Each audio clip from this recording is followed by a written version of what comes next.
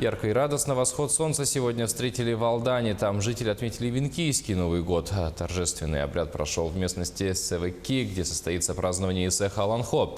В 3 часа ночи, когда первые лучи светила коснулись верхушек деревьев, люди вознесли молитвы и приняли в себя ниспосланную с неба благодать. Татьяна Вахнина приобщилась к церемонии. Пусть стадо оленей будет тучным в каждом доме, царствует мир, а семьи полнятся сильными мальчиками и красивыми девочками. Молитвы богам жители Алдана и села Хатыстыр вознесли в ночь на 21 июня. На площадке с гигантскими камнями в местности Севеки, где будет проходить праздник Исеах, люди встретили восход солнца.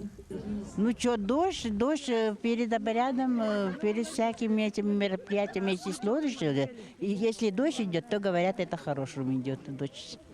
Прежде чем встречать и приветствовать светило, жители Среднего мира прошли обряд очищения, вознесли дары огню и земле и поклонились духам, прося защиты и покровительства.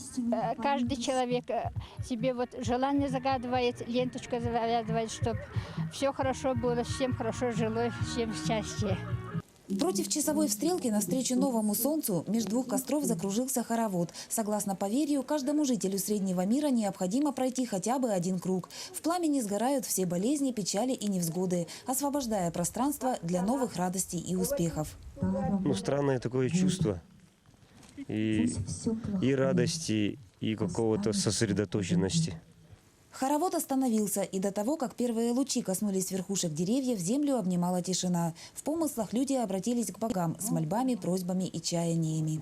Настроение замечательное. По венкийскому обычаю дождь – это хорошая примета, хороший признак того, что праздник пройдет замечательно.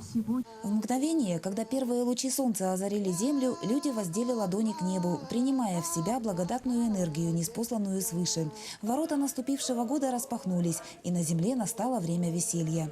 Сегодня мы встречаем солнце по-венкийски, и мы ощущали такую природную силу и энергию, и надеемся, что у нас в будущем все будет хорошо. В Алдане торжественный обряд встречи солнца был проведен впервые. Жители убеждены, столь яркая и радостная встреча лета станет доброй традицией. Татьяна Вахнина, Сергей Шипачев, Алдан.